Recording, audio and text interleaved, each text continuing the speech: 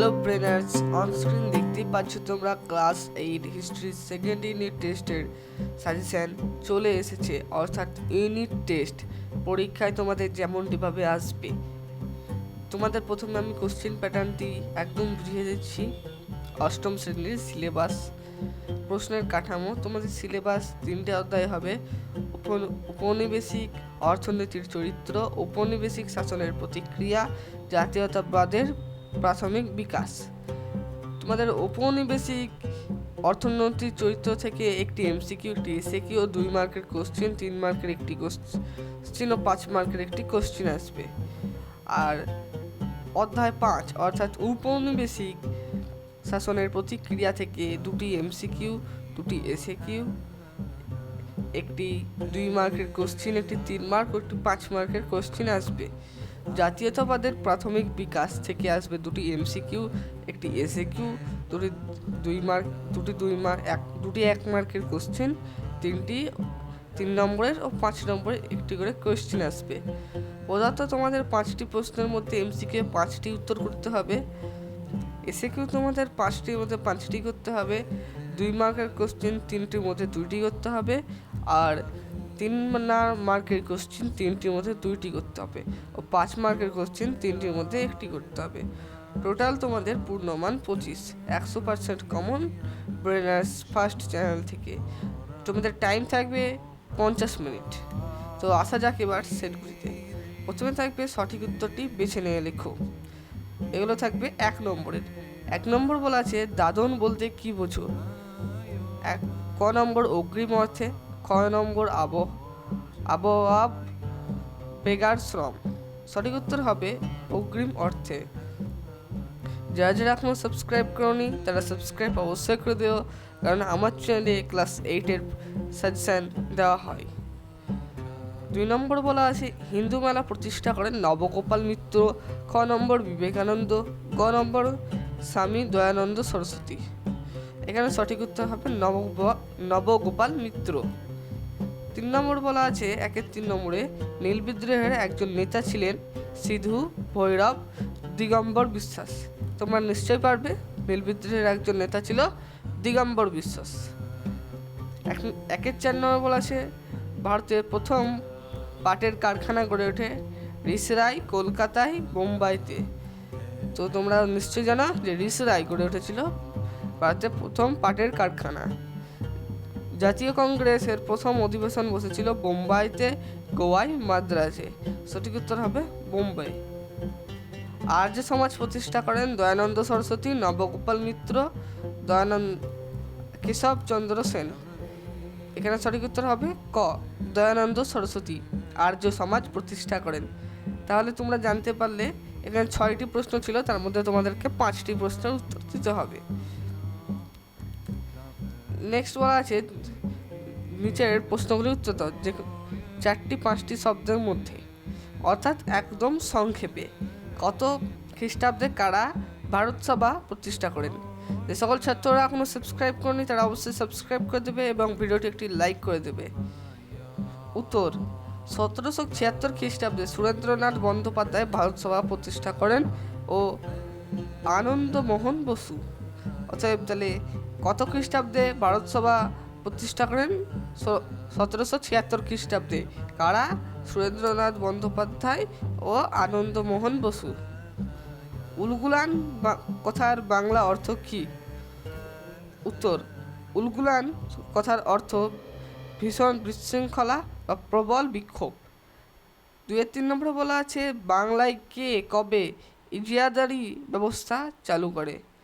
1772 খ্রিস্টাব্দে Warren Hastings ইজারাদারি ব্যবস্থা চালু করেন বাংলায়। 2-4 নম্বরে বলা আছে দিকু কাদের বলা হয়? বহিরাগত মহাজন ও জমিদারদের দিকু বলা হয়। 2-5 নম্বরে আছে কে কবে আত্মীয় সভা প্রতিষ্ঠা করেন? উত্তর 1815 খ্রিস্টাব্দে রাজা রামমোহন রায় আত্মীয় সভা প্রতিষ্ঠা করেন। নেক্সট বলা আছে নিচের যে কোনো 2টি প্রশ্নের উত্তর দাও। অবশিল্পায়ন কাকে বলে? এগুলো হলো তোমাদের 2টি প্রশ্ন। মিনিমাম তোমাদের 3টি লাইন লিখতেই হবে, এত ফুল মার্কস পাওয়া সম্ভব নয়। ঊনবিংশ শতাব্দীর একদিকে ইংল্যান্ডে শিল্প বিপ্লব, কোম্পানির অসম শুল্কনীতি ও অত্যাচার, এবং অন্যদিকে দেশীয় অভিজাত শ্রেণীর অবক্ষয়ের ফলে বাংলায় তাঁত বস্ত্রশিল্প সহ অন্যান্য শিল্পের ক্রমে ধ্বংস হতে থাকে। ভারতের শিল্পের অবলুপ্তির ওই প্রক্রিয়াকে অবশিল্পায়ন বলা হয়। তাহলে অবশিল্পায়ন কাকে বলে আশা করি তুমি বুঝতে পেরেছ। 2 নম্বরে বলা আছে সূর্যাস্ত আইন কি? এটা ভেরি ইম্পর্টেন্ট, পরীক্ষায় 100% আসবে। উত্তর, চিরস্থায়ী বন্দোবস্তে জমিদারের রাজস্ব দেওয়ার জন্য একটি নির্দিষ্ট দিন ধার্য করে দেওয়া হয়।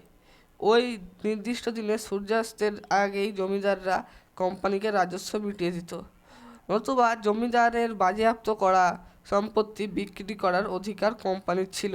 একে সূর্যাস্ত আইন বলা হতো। তোমাদের সূর্যাস্ত আইনটা ভালো করে মুখস্থ করতে হবে, কারণ সূর্যাস্ত আইন পরীক্ষায় আসবেই। ইলবার্ট বিল কি? উত্তর, ভারতীয় বিচার ব্যবস্থায় ভারতীয় ও ইউরোপীয় বিচারকদের সমান ক্ষমতা প্রদান করে লর্ড রিপনের আইন সচিব স্যার সিপি ইলবার্ট যে আইনের খসড়া তৈরি করেন তা ইলবার্ট বিল নামে পরিচিত। আলিগড় অ্যাংলো ওরিয়েন্টাল কলেজ কে কত খ্রিস্টাব্দে প্রতিষ্ঠা করেন? স্যার সৈয়দ আহমেদ খান 1875 খ্রিস্টাব্দে আলিগড় অ্যাংলো ওরিয়েন্টাল কলেজ প্রতিষ্ঠা করেন। 5 নম্বরে বলা আছে সভা সমিতির যুগ বলতে কী বোঝো? 19 শতকের মাঝামাঝি সময়ে সাম্রাজ্যবাদী শাসকের বিরুদ্ধে মানুষের মনে জাতীয়তাবোধ জেগে ওঠে। 1857 খ্রিস্টাব্দের পরবর্তীকালে প্রথমে বাংলায় ও পরে অন্যান্য প্রদেশে সভা সমিতি গড়ে ওঠার প্রাচুর্য বেড়েছিল। তাই 1857 থেকে 1885 খ্রিস্টাব্দ পর্যন্ত সময়কালকে সভা সমিতির যুগ বলা হয়। যে সকল ছাত্রছাত্রীরা এখনও সাবস্ক্রাইব করনি তারা অবশ্যই চ্যানেলটিকে সাবস্ক্রাইব করে দাও, কারণ এই চ্যানেলে প্রচুর সাজেশান পাওয়া যায়। 4 নম্বরে বলা আছে নিচের যে কোনো 2টি প্রশ্নের উত্তর দাও। এগুলো 3 নম্বরের প্রশ্ন। নব্যবঙ্গ বা ইয়ং বেঙ্গল কাদের বলা হতো? ঔপনিবেশিক শাসনকালে বাংলায় সামাজিক সংস্কৃতি আন্দোলনে যারা গুরুত্বপূর্ণ অবদান রেখেছিলেন তাদের মধ্যে অন্যতম ছিলেন ডিরোজিও। তোমরা নিশ্চয়ই ডিরোজিওর জীবনী পড়েছ, তাহলে বুঝতে পারবে। তিনি ছিলেন হিন্দু কলেজের শিক্ষক। 19বিংশ শতকের প্রথমার্ধে হিন্দু কলেজের ছাত্ররা তার অনুগামীদের নিয়ে যে সংগঠন গড়ে তোলেন তা বাংলায় ইতিহাসে তা ইয়ং বেঙ্গল বা নব্যবঙ্গ নামে পরিচিত। স্যার সৈয়দ আহমেদ মুসলমানদের শিক্ষা সংস্কারগুলির প্রধান উদ্দেশ্য কী ছিল? স্যার সৈয়দ আহমেদের সংস্কারের প্রধান উদ্দেশ্যগুলি ছিল মুসলিম সমাজে ইংলিশ শিক্ষার বিস্তার ঘটানো, 2 নম্বর মুসলমান সমাজকে কুসংস্কার মুক্ত ও আধুনিক করে তোলার প্রচেষ্টা, 3 নম্বর যুক্তি ও বিজ্ঞানের চোখে তিনি কোরআনকে ব্যাখ্যা করতে চেয়েছেন, 4 নম্বর পাশ্চাত্য বিজ্ঞান শিক্ষার প্রসার ঘটানোর মাধ্যমে আধুনিক ও যুক্তিবাদী মুসলমান সমাজ গড়ে তোলা। 3 নম্বর হচ্ছে নারী শিক্ষা আন্দোলনে পণ্ডিত রামাবাইয়ের অবদান কী ছিল? 19 শতকে মেয়েদের শিক্ষাকে ছড়িয়ে দিতে বেশ কিছু বেসাবি মহিলারাও অগ্রসর করেছিলেন। এদের মধ্যে পশ্চিম ভারতের পণ্ডিতরা রামাবাই ছিলেন বিশেষ উল্লেখযোগ্য।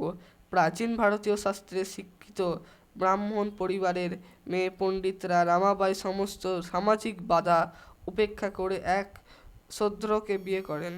পরে বিধবা অবস্থায় তিনি নিজের মেয়েকে নিজে ইংল্যান্ডে গিয়ে তিনি ডাক্তারি পড়ান। বিধবা মেয়েদের জন্য একটি আশ্রম প্রতিষ্ঠা করেন। 4 নম্বরে বলা আছে দাক্ষিণাত্যের হাঙ্গামা বলতে কী বোঝো? তো তোমাদের এই প্রশ্নগুলো আর লেখা সম্ভব হয়নি, কারণ ভিডিওটা এমনিতেই অনেক বড় হয়েছে। তাই এই প্রশ্নগুলো তোমরা আশা করি বই থেকে পড়ে নেবে, না তো চ্যানেলটিকে সাবস্ক্রাইব করে রাখবে। আমার চ্যানেলে অন্য টাইমে দিয়ে দেওয়া হবে এমনি টেস্ট সাজেশানে। 5 নম্বরে বলা আছে দেখো স্বামী দয়ানন্দ সরস্বতী ও জ্যোতিরাও ফুলের স্মরণীয় কেন? ছয় নম্বর বলা আছে অর্থনৈতিক জাতীয়তাবাদ বলতে কি বোঝো। তো আসা যাক এবার নিচে 5 নম্বরের কোশ্চিন এগুলোতে। তোমরা যারা এখনও সাবস্ক্রাইব করনি তারা সাবস্ক্রাইব করে দেবে, এবং সমাজ কাকে বলে যেটা তোমাদের 3rd ইউনিটে আসতে চলেছে সেই বিষয়ে তোমাদের একটা ভিডিও বানিয়ে দেওয়া হয়েছে, তোমরা একবার জাস্ট সমাজটা দেখে নেবে। 5-এর 1 নম্বরে বলা আছে বাংলায় কৃষক সমাজের উপর চিরস্থায়ী বন্দোবস্তের প্রভাব কীরূপ ছিল। এটা 3 স্টার আছে, অর্থাৎ পরীক্ষায় 100% আসবে। উত্তর 1793 খ্রিস্টাব্দে বাংলায় চিরস্থায়ী বন্দোবস্ত চালু হয়। কর্নওয়ালিস আশা করেছিল এর মাধ্যমে জমিদার স্বার্থ ও কৃষির উন্নতি দুই নিশ্চিত হবে। তার ধারণা ছিল জমিদারের অধিকারকে স্থায়ী ও নিরাপদ করা হলে তারা কৃষির উন্নতির জন্য অর্থ বিনিয়োগ করবেন। এই বন্দোবস্তের ফলে জমিদারের সমৃদ্ধি বাড়ালেও কৃষকদের অবস্থা তেমন কোনো উন্নতি হয়নি। তারা জমিদারদের অনুগ্রহে নির্ভর হয়ে পড়েছিল। প্রাগ উপনিবেশিক আমলে জমিদারের ওপর কৃষকের দখলতি শস্ত ছিল। জমির ওপর কৃষকদের শাস্তিকে খারিজ করে তাদের প্রজায় পরিণত করা হয়। উঁচু হারে রাজস্ব আদায় করতে গিয়ে কৃষকদের করের বোঝা চাপত। তাছাড়া প্রায় নানান আশিলায় কৃষকদের থেকে বেআইনি কর আদায় করা হতো। পাশাপাশি নির্দিষ্ট খাজনা দিতে না পারলে কৃষকদের জমি বাজেয়াপ্ত করার অধিকার জমিদারদের দেওয়া হয়। ফলে নানা দিক থেকে চাপে পড়ে কৃষকের অবস্থায় অবনতি হতে থাকে।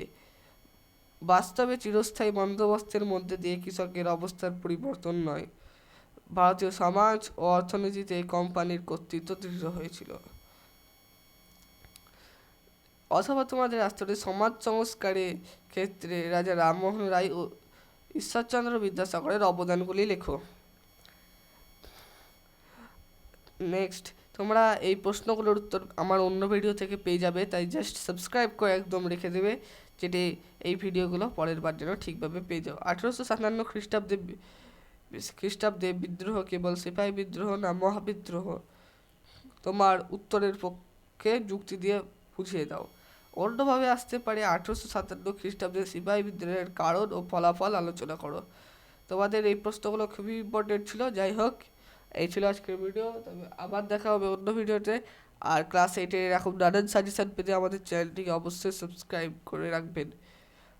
Tata, bye bye.